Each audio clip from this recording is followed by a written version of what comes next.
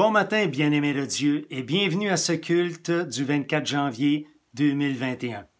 Ce matin, nous allons commencer par des chants sélectionnés par M. Pierre Damour, suivis par la prédication avec M.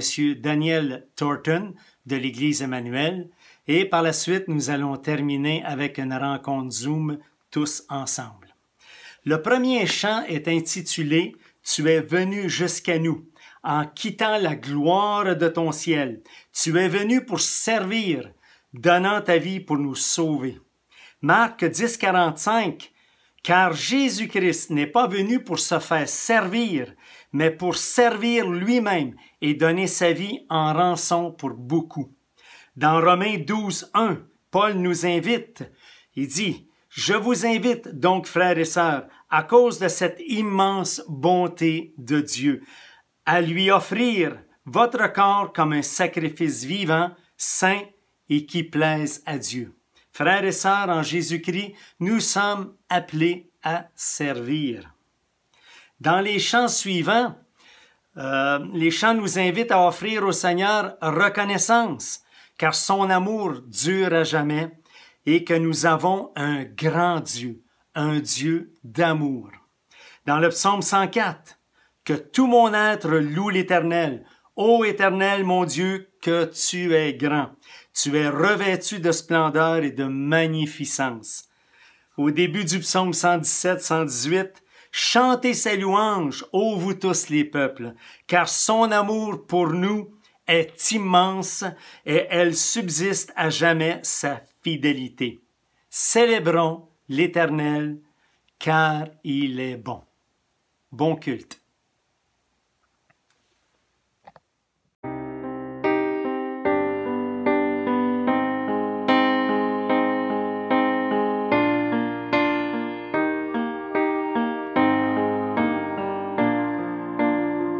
Tu es venu jusqu'à nous,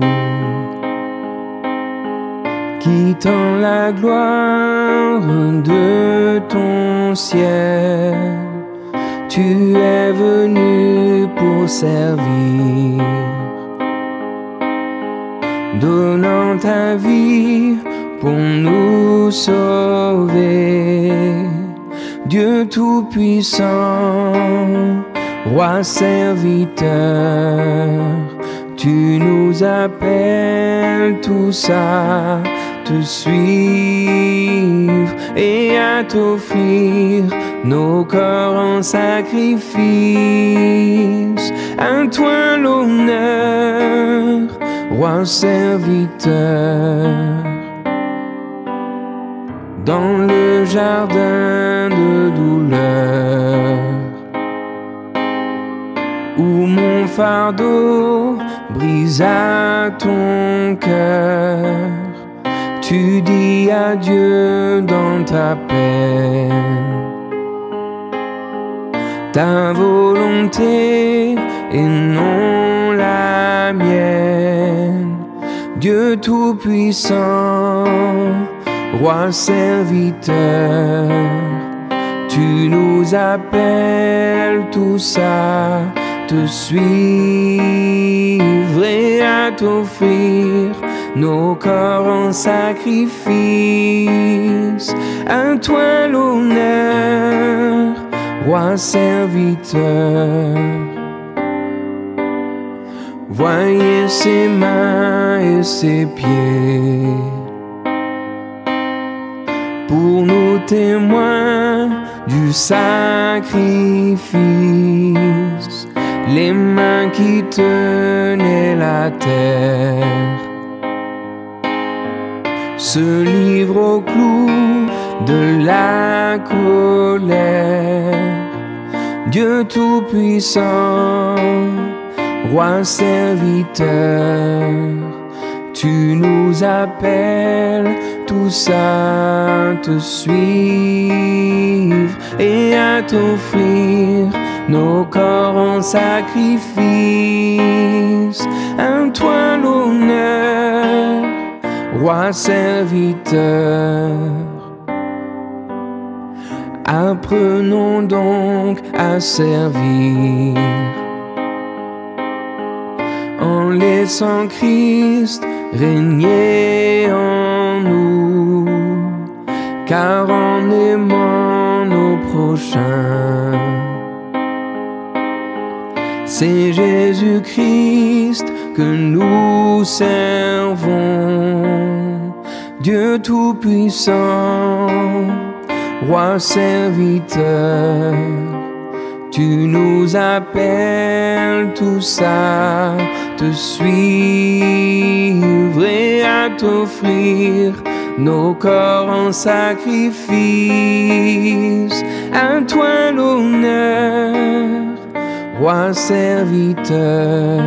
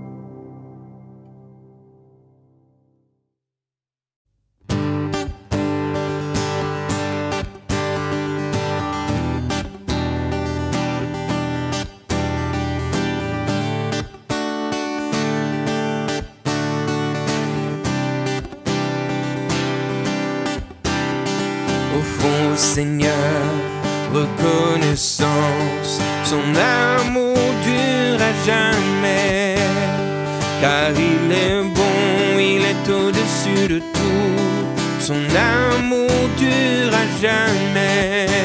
Chantons, louons, chantons.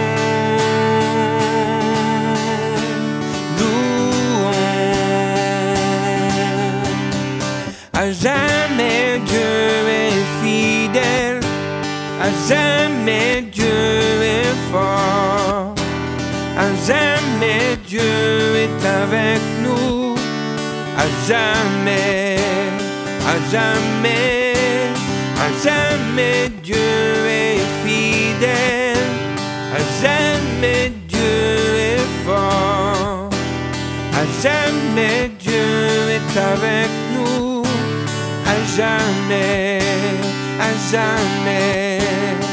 D'une main puissante et d'un bras tendu, son amour dure à jamais. Il nous donne une vie nouvelle, son amour dure à jamais. Chantons,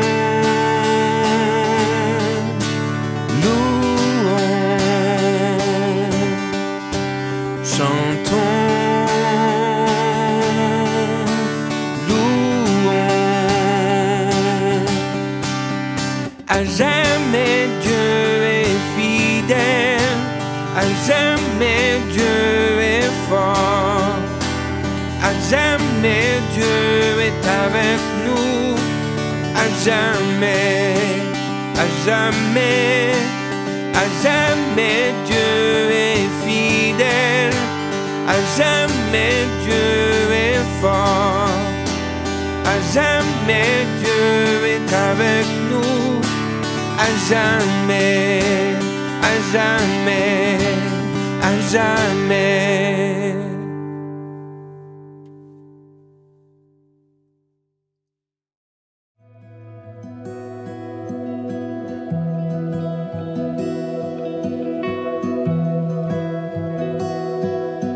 Le roi dans sa splendeur, vêtu de majesté, la terre se réjouit.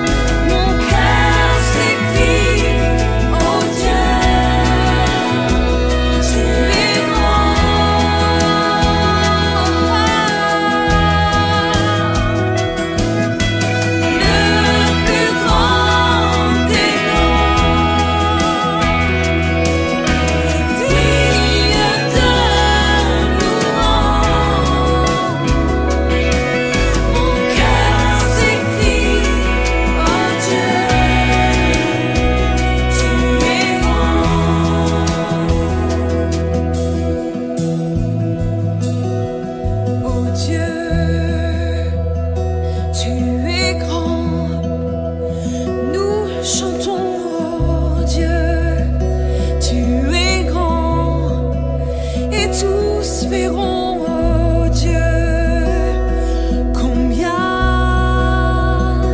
tu es grand.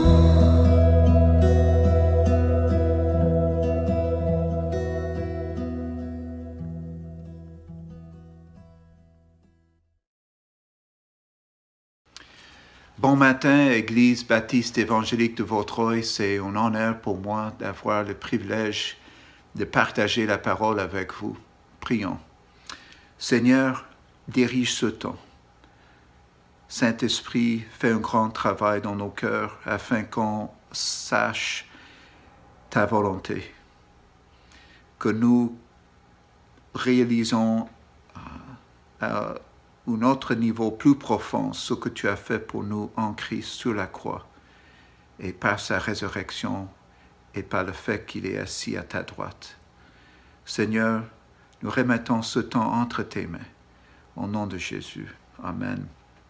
Lors d'une soirée chaleureuse, alors que nous habitions au Sénégal, comme missionnaire, je suis sorti dans le cours de notre maison. Et en arrivant au coin de notre maison, j'ai été surpris de voir un long serpent vert par terre. Dès qu'il m'a vu, il s'est précipité par-dessus le mur et dans mon garage. Au Sénégal, il existe des serpents parmi les plus venimeux au monde, comme le mamba vert. L'idée qu'un membre de ma famille soit mordu par un mamba vert m'effrayait. Mais ce qui m'effrayait encore plus, c'est que si l'une de mes filles soit mordue par un serpent, nous n'avions que 30 minutes pour se rendre à l'hôpital avant que la propagation du venin n'entraîne la mort. Et même là, il n'y avait aucune certitude que l'hôpital ait l'antivenin en réserve. À partir de ce moment, cette réalité m'a fait réfléchir, car je jouais dans le cours avec mes enfants.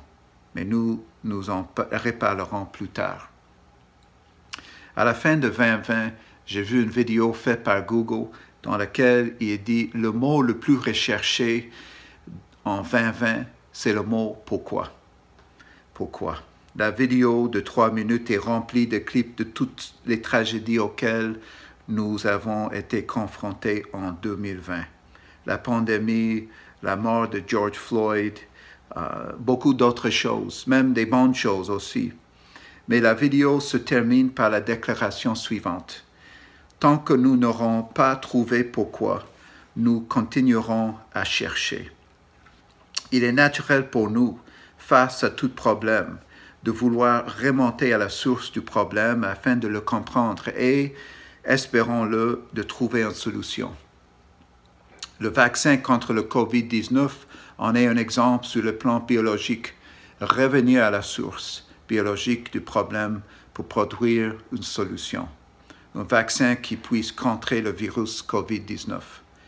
Notre texte aujourd'hui nous ramène à la source de tous nos problèmes, pas juste le COVID-19, et nous révèle également une ancienne promesse de la manière dont Dieu va régler ce problème. Tournez avec moi dans vos Bibles à Genèse 3, verset 15. Genèse 3, verset 15. Je lis. « Je mettrai inimitié entre toi et la femme, entre ta postérité et sa postérité. Celle-ci t'écrasera la tête et tu lui blesseras le talon. » Avant de commencer, je voudrais expliquer quelques détails à propos du serpent. Le serpent était l'une des créations de Dieu dans Genèse 2, verset 19. Le Seigneur Dieu modela du sol toute bête des champs. Depuis le début de la Bible jusqu'à sa toute fin, le diable, Satan, est décrit comme un serpent. Genèse 3, 15, notre texte de ce matin, mais aussi en Apocalypse 12, verset 9, et Apocalypse chapitre 20, verset 2. Le diable, en fait, est incarné dans la forme d'un serpent. Nous voyons ici un élément important de l'interprétation de la Bible, une inclusion, c'est-à-dire lorsque quelque chose est mis en évidence au début et à la fin d'une œuvre, d'une histoire. l'auteur veut que nous en prenions note de manière particulière. Que la Bible s'ouvre et se ferme sur un récit de Satan représenté comme un serpent n'est pas une coïncidence, mais un outil qui devrait nous aider à le comprendre et à l'interpréter dans le reste de l'Écriture.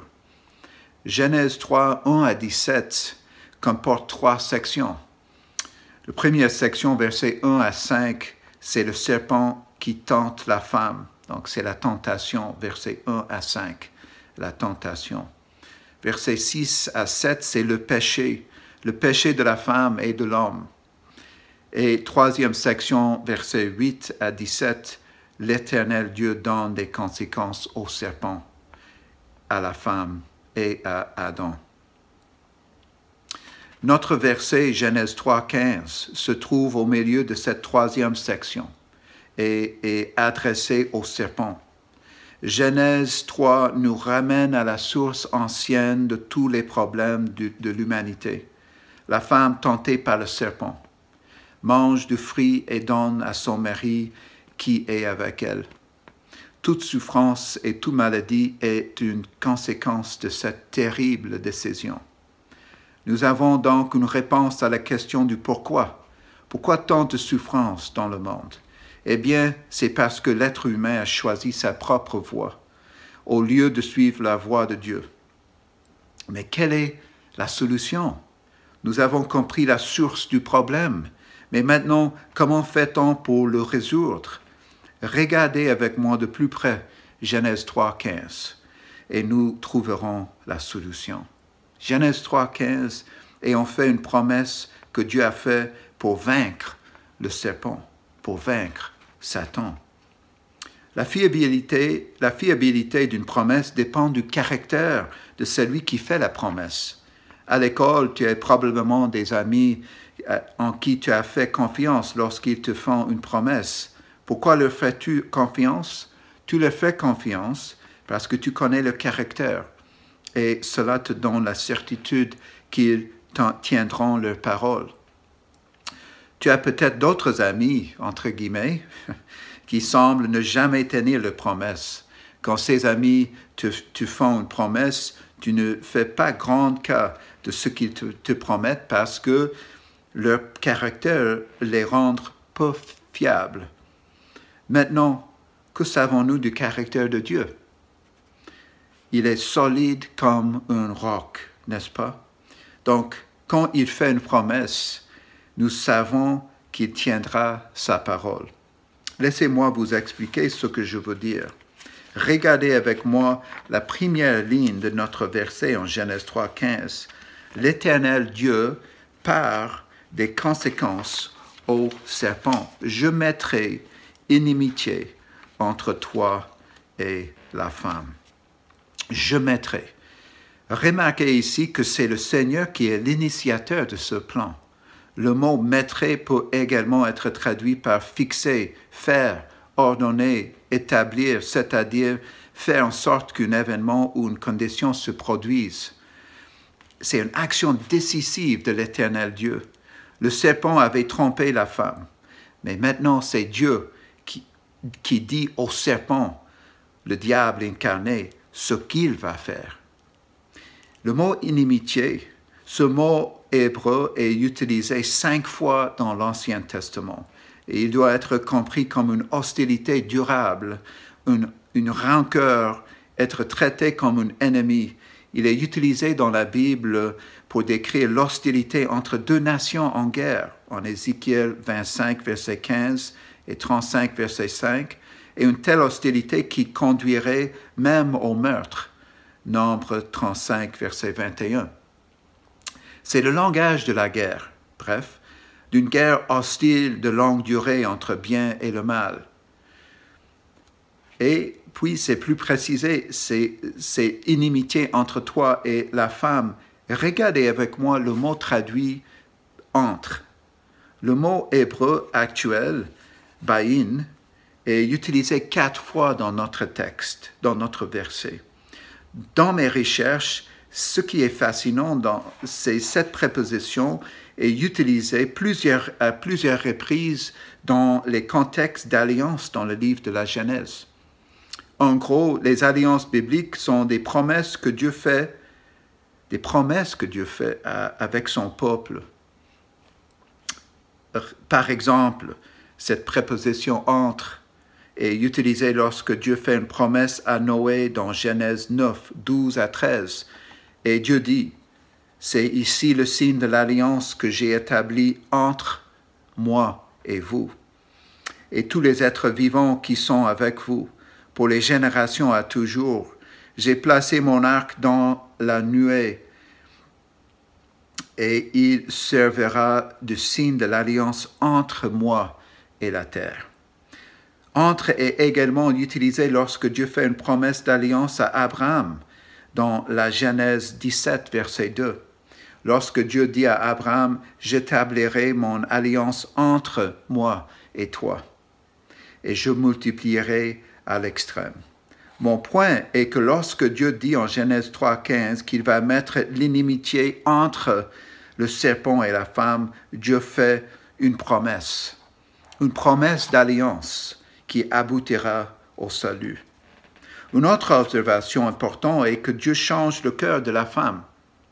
Alors qu'auparavant, elle était attirée par le serpent et séduite par lui, son cœur est maintenant changé. Elle est devenue opposée au serpent. C'est un signe de la grâce de Dieu à l'œuvre dans le cœur de la femme. Pour le dire autrement, Dieu n'a pas laissé la femme dans son désespoir, dans son péché. Non, il a changé son cœur et lui a donné l'espoir que le serpent sera un jour vaincu. En général, on sait combien de temps une guerre durait. Par exemple, la Première Guerre mondiale a duré 4 ans et a fait 8,5 millions de victimes. La Deuxième Guerre mondiale a duré 6 ans et a fait 62 millions de victimes. Mais la guerre de Genèse 3,15 entre le serpent et la femme fait toujours rage. La bonne nouvelle de la promesse de Dieu est évidente dans cette première phrase, cette première partie de notre texte ce matin. Nous voyons l'évidence que Dieu est en train de faire une promesse. Nous voyons également un exemple dans notre arrière-grand-mère, Ève, sa repentance, que Dieu a régénéré son cœur, a changé son cœur, a changé la direction, la trajectoire de sa vie. Elle est un exemple pour nous à suivre.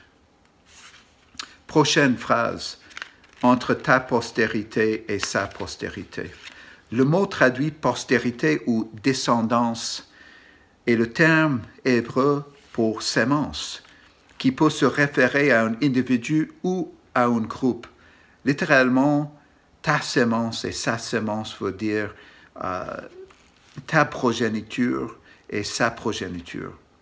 Il existe 2 postérités, 2 descendances différentes qui poursuivront tout au long de l'histoire de l'humanité.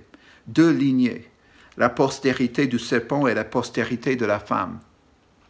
Et elles seront en constante inimitié l'une contre l'autre. Examinons d'abord la postérité du serpent. Qui sont-ils? La postérité du serpent est l'ensemble des personnes qui s'opposent à l'autorité du royaume de Dieu. Caïn a tué Abel. Lamech, dans le prochain chapitre 4, est aussi un meurtrier. Pharaon en Égypte qui voulait tuer tous les enfants des Israélites. Et aussi dans Jean chapitre 8, 33 et versets 41 à 44, Jésus parle aux leaders, aux gens qui étaient contre lui, comme ils suivent l'exemple de leur père, le diable. Tout être humain, en fait, dans sa condition de pécheur, est né dans cette lignée du serpent. Ce n'est que lorsque nous transférons notre allégeance à la sémence de la femme que notre identité familiale change, que notre maître change, que notre destin change. La postérité de la femme, au sens général, est le peuple de Dieu. Tout au long de l'histoire de l'humanité, Abel, Seth, Noé, Abraham, Isaac, Jacob, la nation d'Israël et David ont fait les alliances avec Noé, Abraham, Israël et David s'appuient toutes sur la promesse séminale de Genèse 3,15, d'un peuple élu. En fait, ce qui est remarquable en Genèse 12, verset 7, Dieu fait une promesse à Abraham que sa descendance sera bénie. Donc nous voyons le mot descendance qui est important. Et aussi dans l'alliance davidique, dans 2 Samuel 7, verset 12, nous voyons aussi le mot descendance, une promesse que Dieu va bénir la descendance de David, le roi qui va venir dans sa lignée. Donc l'idée de la descendance est basée premièrement sur Genèse 3, verset 15. La Bible nous dit en Galates 3, verset 16, ceci. Or, les promesses ont été faites à Abraham et à sa descendance. Il n'est pas dit aux descendances plurielles, comme s'il s'agissait de plusieurs, mais comme il s'agit d'une seule, et à ta descendance, c'est-à-dire à Christ. En Galates 4, verset 4, la parole de Dieu dit ceci, « Mais lorsque les temps ont été accomplis, Dieu a envoyé son Fils né d'une femme. » En Colossiens chapitre 2, verset 15, la parole de Dieu dit ceci, « Là, il a désarmé toute autorité, tout pouvoir, les donnant publiquement en spectacle quand il les a traînés dans sa cortège triomphal après sa victoire à la croix. » Donc ici, nous voyons la victoire du Christ, la victoire du Christ qui est la descendance de la femme, la descendance promise à Abraham, la descendance promise à David. Et aussi, nous, en Christ, en fait, Romains chapitre 16, verset 20, Romains chapitre 16, verset 20, dit que bientôt Dieu va écraser le serpent sous nos pieds. Donc c'est dans la forme future. Donc Christ a écrasé la tête du serpent par sa mort sur la croix, Colossiens 2, verset 15, Hébreux chapitre 2, verset 14 à 18, Apocalypse chapitre 12, verset 9, et par sa résurrection et ascension à la droite de Dieu le Père, Ephésiens chapitre 1, verset 20 à 23. Mais nous aussi, l'Église, par notre union avec Christ, participerons à cette victoire. Romains 16, verset 20. Angie a un ami qui travaille pour Porte Ouverte, un ministère qui travaille pour aider les croyants, les chrétiens persécutés. Elle a récemment partagé une histoire qui illustre si bien cette inimitié. Elle raconte l'histoire de Bijli, une fillette de 7 ans au Bangladesh qui est victime d'intimidation à l'école.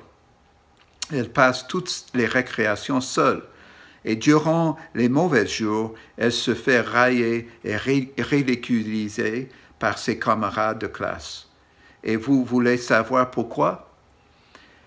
Parce que leurs parents musulmans leur ont dit que Bijli et sa famille sont des infidèles parce qu'ils se sont convertis au christianisme. L'inimitié que nous voyons dans Genèse 3,15 n'est pas une histoire abstraite.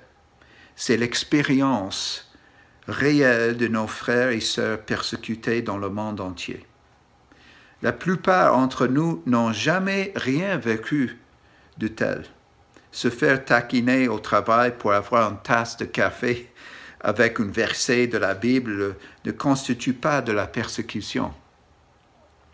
Mais la réalité quotidienne de tant des saints dans les pays fermés devrait à la fois nous rappeler cette réalité spirituelle et nous inciter à prier pour eux. Ils sont notre famille. Ensemble, nous sommes la sémence de la femme. En Christ, nous sommes la sémence de la femme. Et ensemble, nous écraserons un jour Satan sous nos pieds. Prochaine phrase. Celle-ci t'écrasera la tête et tu lui blesseras le talon. Cette phrase nous montre qu'il y aura un point culminant dans l'inimitié, quand la postérité de la femme vaincra en fait et définitivement la postérité du serpent. Les verbes écraser et blesser sont les mêmes en hébreu, mais le point de repère est différent. Le coup porté à la tête du serpent sera pour lui un coup mortel, alors que la même action sur le talon de l'homme ne fera que l'affaiblir, et ce, momentanément. La défaite ultime du serpent, écrasement de sa tête, a lieu sur la croix et la résurrection de Jésus, comme on a vu dans Colossiens chapitre 2, verset 15, Hébreux chapitre 4 et ailleurs. Mais la pleine réalité de cette victoire aura lieu, et ça sera plus évident à la retour de Jésus. Apocalypse 12, versets 9 et 20, versets 2 et 7. Mais maintenant, on vit entre la croix et le retour de Jésus-Christ. En attendant la sémence de la femme, l'Église sera persécutée par la sémence du serpent, les agents du mal humain. C'est pourquoi, entre-temps, nous portons l'armure de Dieu. Éphésiens chapitre 6, 10 à 18. Donc, le message principal de ce passage est ceci. Dieu promet qu'en Christ, qui est la postérité de la femme, il écrasera Satan sous nos pieds. Là où Satan a réussi à séduire Adam et Ève pour qu'ils choisissent le péché au lieu de Dieu, Dieu s'engage à vaincre Satan pour sa gloire et le bien de son Église. Donc, pour revenir à ma rencontre avec le serpent dans ma cour au Sénégal, quand le serpent m'a vu, il s'est précipité par-dessus le mur et dans mon garage. Je ne l'ai jamais trouvé, mais j'ai vécu avec une plus grande prudence, sachant qu'un serpent venimeux se trouvait à proximité. Isabella m'a dit, ma fille, a dit plus tard qu'elle a trouvé la peau d'un grand serpent dans un arbre. Était-ce la même?